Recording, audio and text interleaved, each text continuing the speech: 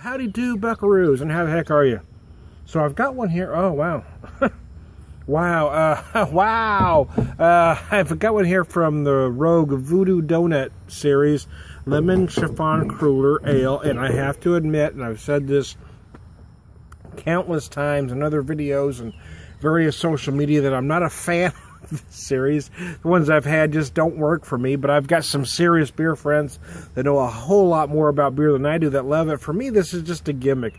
I mean, adding flavors to a beer is one thing, but if you're taking a beer and say, okay, let's make a beer taste like a donut, to me, that is the very definition of a gimmick. But having said that, you know, I initially thought that was a bad thing for craft beer. I think it's counterproductive. However, I have seen folks buy beers like this, not necessarily this one, but this, you know, what I consider a gimmick beer, and then lead them to craft beer that might necessarily have been craft beer drinkers to start with. So, you know, there you go. I guess they do serve a place. I'm just not a fan as a whole of these type of gimmick beers. Having said that, this was about $3. It was marked down at my local Brown Derby International Wine Center from $13.94, I believe it said. So it says it used 13 ingredients. The website says they use a baker's dozen, which is 13 ingredients. So I'm going to read them to you.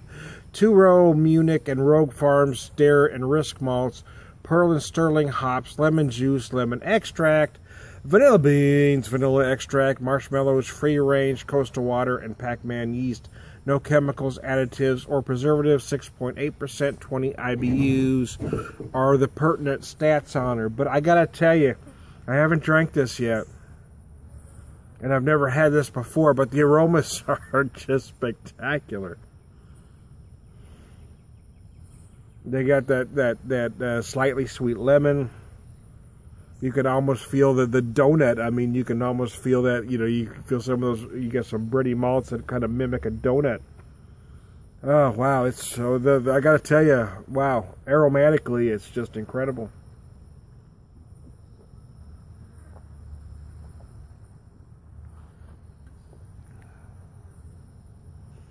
Wow. Wow. Has this... Wow, I gotta tell you, wow. There's this kind of lemon cream thing going on. I'm guessing that's from the marshmallows. Kind of makes that lemon very creamy, almost like a, well, there's vanilla in here too, but wow, it's, you've got vanilla, the lemon.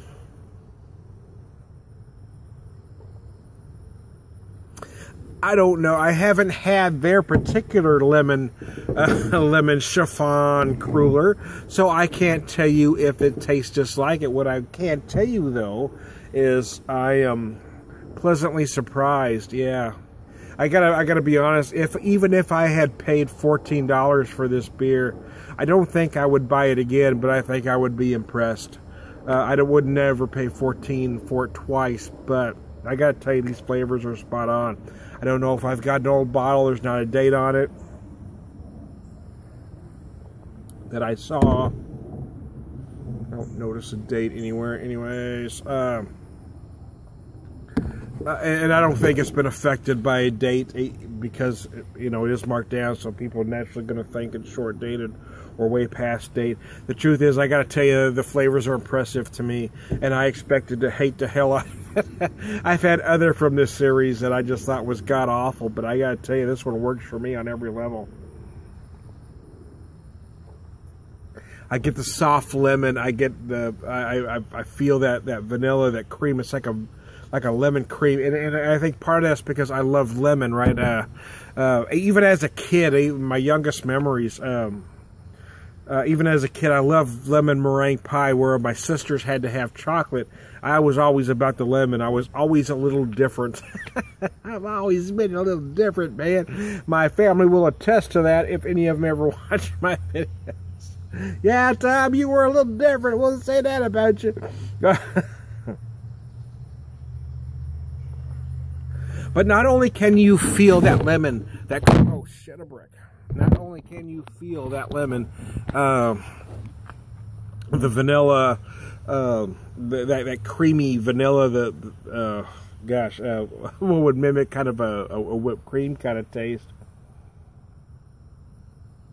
is you also feel the doughy notes. You know, you feel that those bready malt, those donut notes in there. Oh, God, I got to tell you, wow, I expected to hate the hell out of this beer.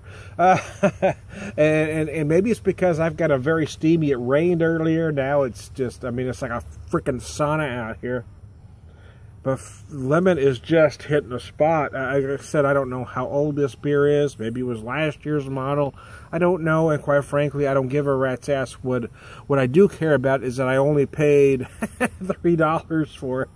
And I love that, that I only paid $3, and I actually dig the heck out of this beer.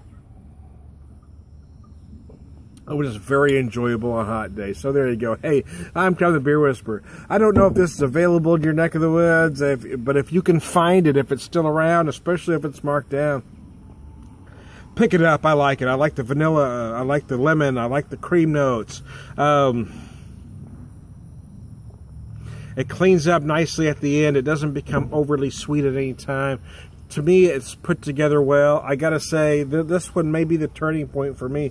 Because I've had this beer now, because I like the heck out of it, I'm gonna be tempted to buy other Voodoo Doughnut beers now. Wow, this is very interesting. I'm Kevin the Beer Whisperer. We'll talk to you later.